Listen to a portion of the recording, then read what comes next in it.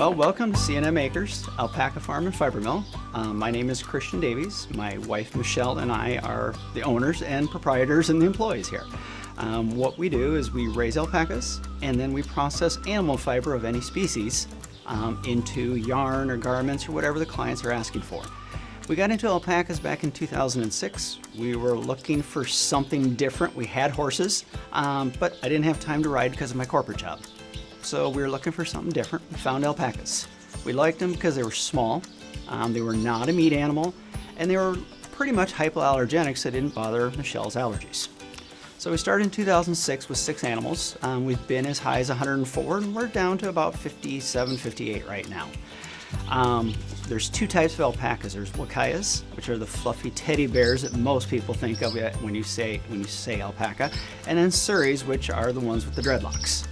We're odd in our farm that we do raise and breed both types here. We do show them, we do breed them, we do harvest their fiber and use that fiber in our mill. As far as the animals themselves, they are a little bit different because they are camelids. They are a cousin to the llama, so they're also a cousin to the big dromedary camels and all those types of camels. Raising them because of that is just a little bit different. They're your typical farm animal in that they eat hay, they eat grain, they drink water. But they're a little bit different as far as worming and stuff like that because there's a few parasites that are a little different for them. Also, making little alpacas is very different than most other species. Alpacas are always in season, all year round, every single day. So when we go to breed, we will pick the male and female based on the attributes we're hoping to carry on. We'll bring the male and female and put them in a stall, and if she's interested, she'll lay down and they'll breed. If she's not interested, she'll spit, she'll kick, she'll run away. Once that's been done, 7 days later, we bring that female back, and if she's still not pregnant, she'll just lay down and they'll breed again. If she is pregnant, she's 90% accurate knowing that. So if she is pregnant, instead of being interested in laying down, she'd just as soon spit at the male or run away. We call that spit testing, and we'll do that for a few weeks just to verify. Then we have to wait 11.5 months gestation to get a baby alpaca. What's weird about alpacas is we don't understand the color genetics yet. So while we may breed a black and a white, we have absolutely no idea what 22 colors we're gonna get.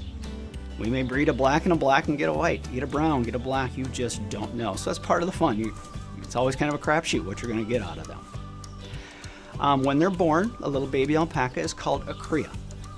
They weigh on average about 17 pounds, could be as small as 12 pounds, could be as large as 25 pounds. Just kind of depends on the female and that type of thing. We'll weigh the baby every day just to make sure that they're gaining weight. It's the easiest way to tell if they're healthy is if they just keep gaining weight every day. We'll keep mom and baby together for 6 months until the baby is old enough to be taken off its mom. Sometimes little boys have to be weaned a little bit earlier just because little boys tend to start being a little bit obnoxious as far as trying to harass little girls or the other mothers. We usually, after a mother has given birth, we usually wait about 3 weeks and then we'll rebreed her for the next year.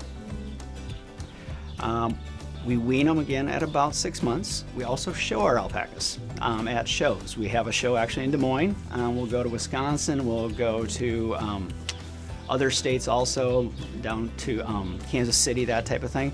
We just go to regional shows. We're not interested in trying to do the big national shows that are on the coast. When we're showing, it's very different if you've ever shown a farm animal. When you show a farm animal, you'll usually lead it in at a halter and the judge looks at it and evaluates it, and that's it. With alpacas, we call it 60-40 judging.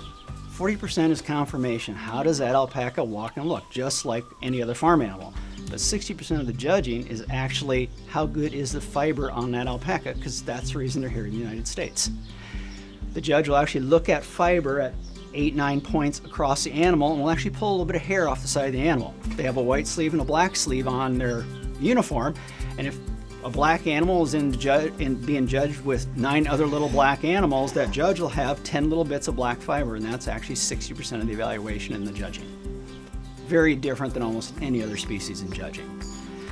When we show, we are only showing a Wakaya against a Wakaya. We're only showing a male against a male. We're only showing a 6-month-old against a 6-month-old. So we really have narrowed it down so that they're always competing against the same type, same size, same age.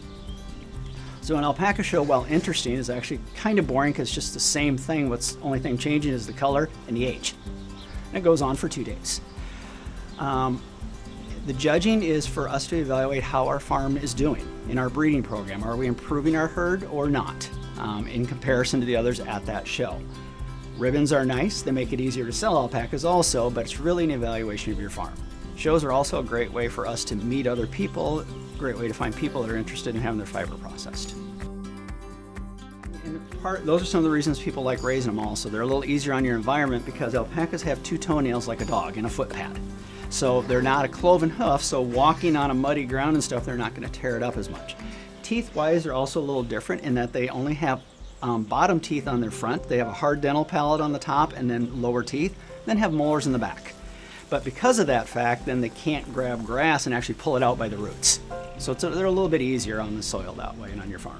And then again, they're raised for their fiber. So the longer the fiber is, the better. The more crimp in the wakaya, the more shine in the suri. And then obviously the more density they have per square inch means there's more fiber on that animal. So those are all traits that we're breeding towards. Typically you don't want to breed them till they're 2. Kind of like a horse, because yes, you could breed them at a year and they would be interested and they could, but that female's not fully developed mentally or physically. So you can stunt their growth by breeding them too early. And I'm an old horse guy, so it's just we always wait till they're 2. Bottle feeding's a real pain. These alpacas have very, very tiny udders, so they produce not a lot of milk at a time. So the babies during the day are nursing 5 to 6 times an hour, and probably once an hour during the night. So if you would have a bottle baby, you will be feeding every 3 or 4 hours for 3 to 4 months.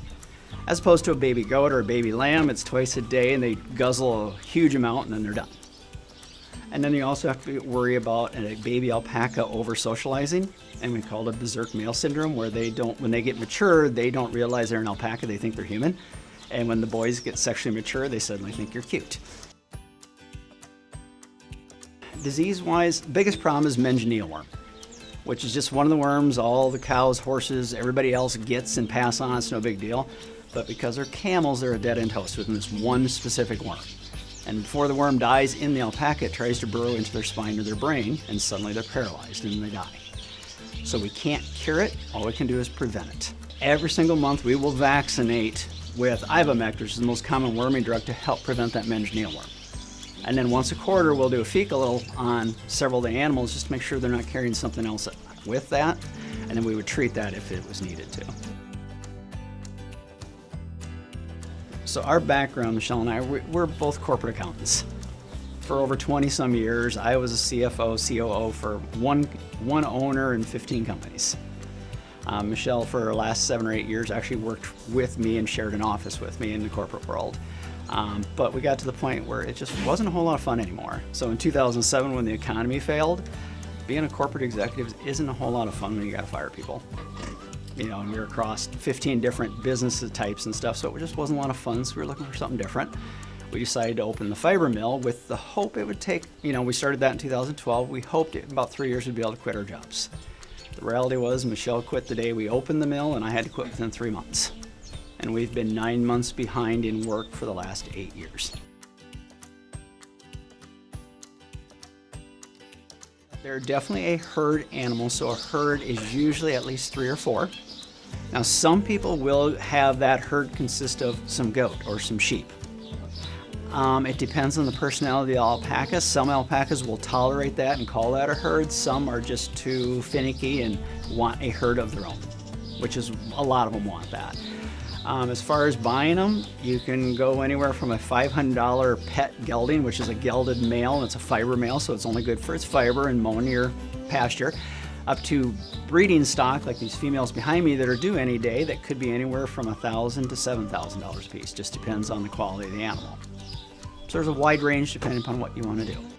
If you're going to raise alpacas, a lot of people, what we do is we recommend a book, because they are all these things we talked about. They're just a little bit different. We teach classes here at the farm on how to raise alpacas, how to weave, how to work with fiber. But Norm Evans, literally from UMass, used to be at UMass, he was retired, he literally wrote the book on raising camelids in the United States. What was cool, he's a vet, but he wrote a book that was not a textbook.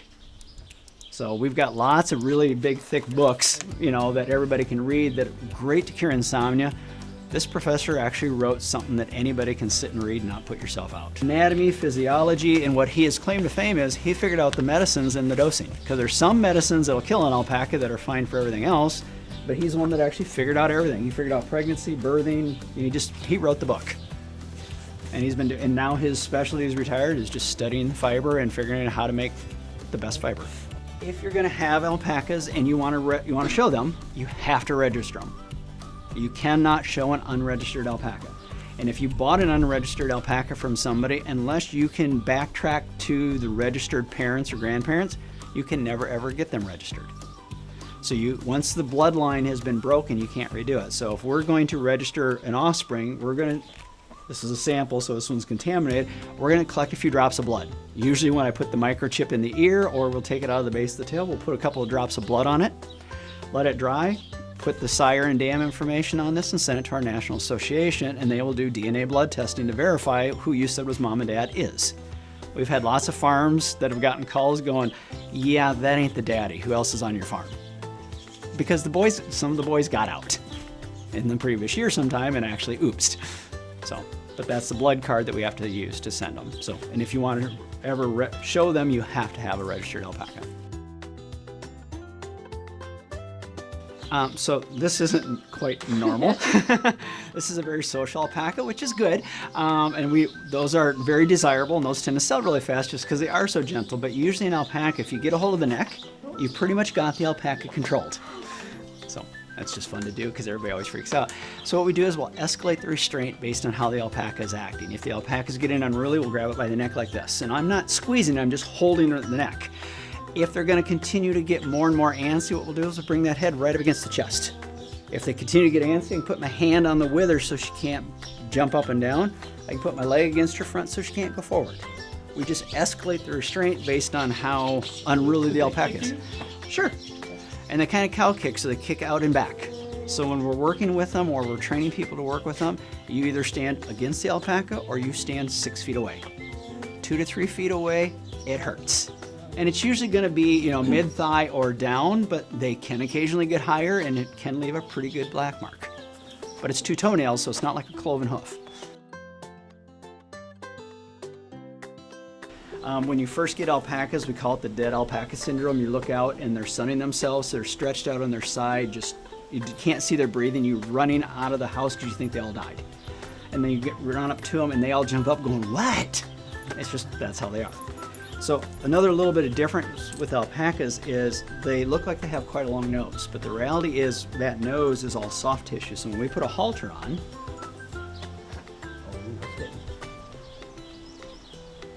the halter always has to be about a ½ inch from the eye, because if it's any farther down, all that is just soft tissue. And if that halter is sitting that far down and she would rear up or do anything and you pull down on the halter, you stop her breathing and then it just escalates everything really, really quick. So we'll always fit the halters to the alpaca, especially when we're going to take them to shows and everything, just really fine tune them to make sure they fit really well. And this is a behavior we don't want to see with a pregnant female, because this means this female is actually not pregnant. She's listening to me talking as a male and has dropped on the ground because she wants to breed. She was questionable whether she was pregnant or not. And now she just told us she's not. So I'm not sure if this will show up or not. This is from 2010, but what this was representative back in 2010 is where the alpacas are in the United States. So if you look at the map, you can kind of almost find 10 spots of density of alpacas. Colorado, Ohio, and then along the 2 coasts. Because when we started alpacas back in '86, as a country bringing them in, there were 10 farms that started this business. And if you look at the map, one was in Ohio, one was in Colorado, and the rest were on the east and west coast. So alpacas have grown and been concentrated in those areas because that's where everybody knew where they were. So if you look in the Midwest, we're really, really sparse. There are not many in the Midwest. They're mostly on the coast, Ohio and Colorado.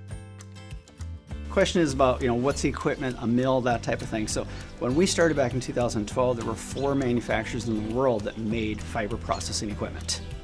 And we evaluated all 4 of them, had them all bid it, and we ended up selecting a gentleman. And what happened is you had to write a check and then wait for a year for it to get made. So you wrote a check for 100% of it and then waited for a whole year with no income on it or anything when it was built. Shortly after the equipment was delivered, the guy died that made it. And he was a one-man show, and that shut down his business.